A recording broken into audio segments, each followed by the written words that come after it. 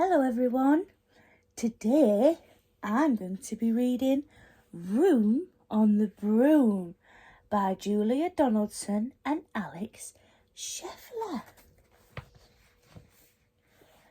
The witch had a cat and a very tall hat and long ginger hair which she wore in a plait. How the cat purred and how the witch grinned as they sat on their broomstick and flew through the wind. But how the witch wailed and how the cat spat when the wind blew so wildly it blew off her hat. Down cried the witch and they flew to the ground. They searched for the hat, but no hat could be found. Then out of the bushes on thundering paws there bounded a dog with the hat in his jaws. He dropped it politely, then eagerly said, as the witch pulled the hat fairly down on her head, "I am a dog as keen as can be. Is there room on the broom for a dog like me?" "Yes," cried the witch, and the dog clambered on. The witch tapped the broomstick and whoosh, they were gone. Over the fields and the forest they flew. The dog wagged his tail and the stormy wind blew. The witch laughed aloud and held on to her hat, but away blew the burr from her long ginger plait. Down cried the witch and they flew to the ground. They searched for the burr, but no burr could be found. Then out from a tree with an ear-splitting shriek there flapped a green bird with the burr in her beak. She dropped it politely and bent her head low, then said as the witch tied her plait in a bow, "I am a bird as green as can be. Is there room on the broom for a bird like me?" "Yes," cried the witch, so the bird fluttered on. The witch tapped the broomstick and whoosh, they were gone. Over the reeds and the rivers they flew. The bird shrieked with glee and the stormy wind blew. They shot through the sky to the back of beyond. The witch clutched her bow, but let go of her wand. Down cried the witch and they flew to the ground. They searched for the wand, but no wand could be found. Then all of a sudden, from out of a pond leapt a dripping wet frog with a dripping wet wand. He dropped it politely, then said with a croak, as the witch dried the wand on the fold of her cloak, "I am a frog as keen as can be. Is there room on the broom for a frog like me?"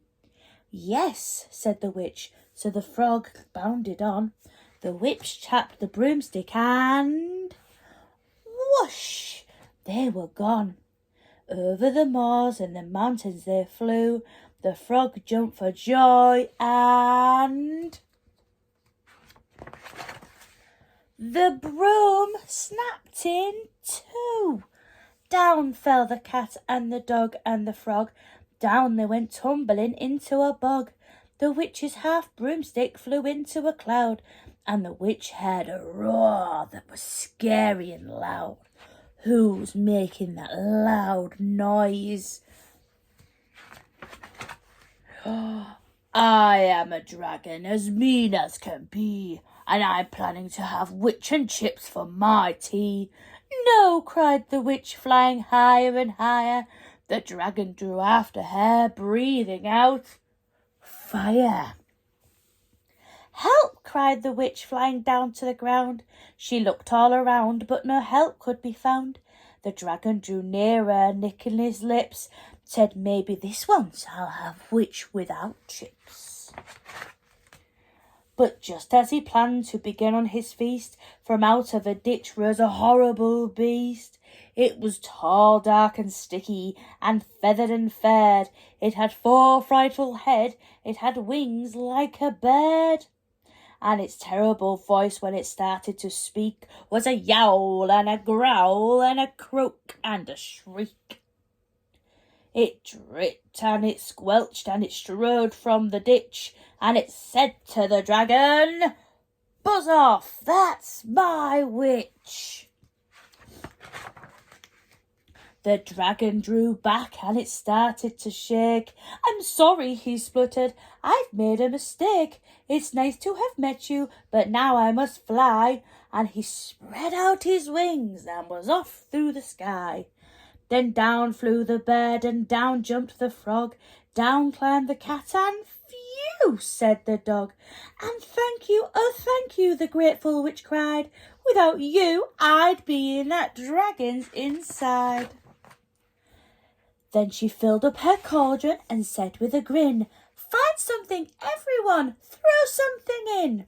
So the frog found a lily, the cat found a kern, the bird found a twig, and the dog found a bone.